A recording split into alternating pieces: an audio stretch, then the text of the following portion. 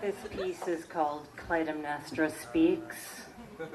Not a very imaginative title. I hope the judges will take some points off for that, just to show that they're fair judges. Obviously, I'm Clytemnestra, and obviously, I speak. My mother was raped by a swan, and all I got was this lousy mortality. Rape is a fracturing event, confusing to the organs. Lada's ovary hiccuped and spat out 2 eggs. One was fertilized by Zeus in the guise of that demented swan, the other by my father later that night. Both eggs split and became twins, 2 mortal, 2 immortal. I was born with both fists clenched in my sister's hair. My sister Helen, perhaps you've heard of her, went on to be the face that launched 1,000 ships. Well, this face, well, let's just say it wasn't for my beauty that I was made queen. My first husband was murdered by my second husband, who I then plotted to murder. Are you with me so far? This is in the days of the Trojan War, when you couldn't swing a cat without hitting some prophecy.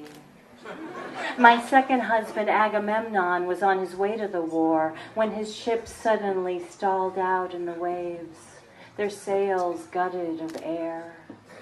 Prophecy called for the blood of a maiden, so he sent for our daughter, of course, Iphigenia, gagging her on arrival to stifle the curses blooming in her throat. But before he did so, one cry escaped her lips and was caught by the beak of a passing gull and carried back to me in my palace.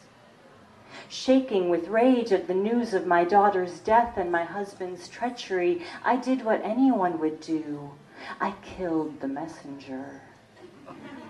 As I picked the feathers from my teeth, Agamemnon wiped his blade that had lately been so deep in our daughter's breast, and her body was cast overboard to stimulate the waters to churn upon his brow, and so they did. And so he moved toward his destiny, and I moved toward mine. There is a spot atop my roof from which I can see Russia. Oh, shit, that's from a different power-crazed bitch monologue. I mean, from which I can see the hills of Athens. I watched each night for news from the front, and when I saw those signal fires burning, I knew we'd been victorious, and the heroes were on their way home, spoils in tow. The prophet Cassandra was one of my husband's spoils. When the entourage pulled up, she wouldn't get out of the chariot, said the place had bad vibes. Luckily, her curse was that no one ever listened to her prophecies. At last, I laid eyes on Agamemnon. 10 years older, still handsome, but worn down. Not from combat. Don't believe for a second that a king actually fights his own wars, but from living. I'm sure I looked older too. For a moment we smiled at one another, taking in this new information of who the other had become. And in the barest fraction of that moment lay the possibility of forgiveness. Where did that come from? What god or goddess slipped that card into my pack?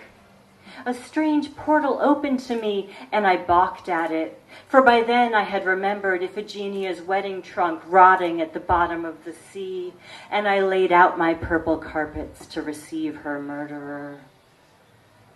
"Hey, babe," he called back over his shoulder. "Do you mind running me a bath?" "Your will is done, my lord," I told him. Outside the bathroom window, the chorus moaned. His hope, my heart at sore darkness, in deep murmur I slammed the window shut. You can't imagine how tiresome it is to be followed everywhere by a Greek chorus. As Agamemnon lowered his body into the bath, I took the knife from its drawer. Its handle was of iron, and my whole body grew cold holding it. There's only one way to get warm, I thought, and swiftly entered the bathing chamber, parting clouds of steam to plunge that cold knife into my husband's hot blood again and again and again.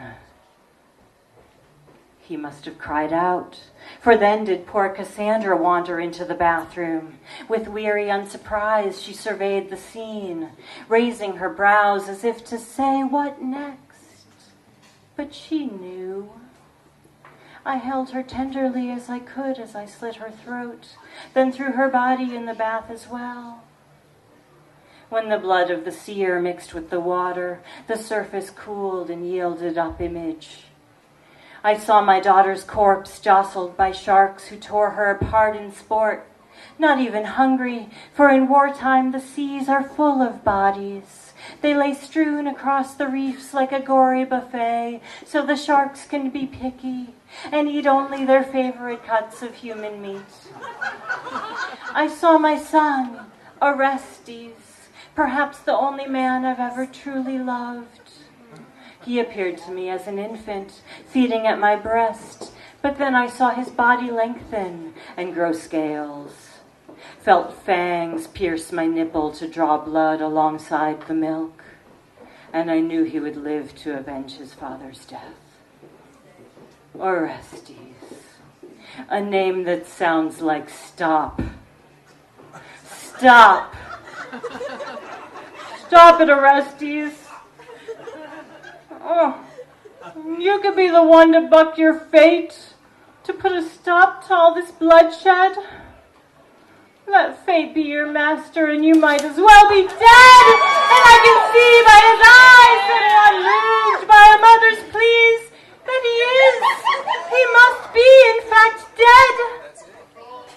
Barely does he pause before striking me down, but that pause is everything.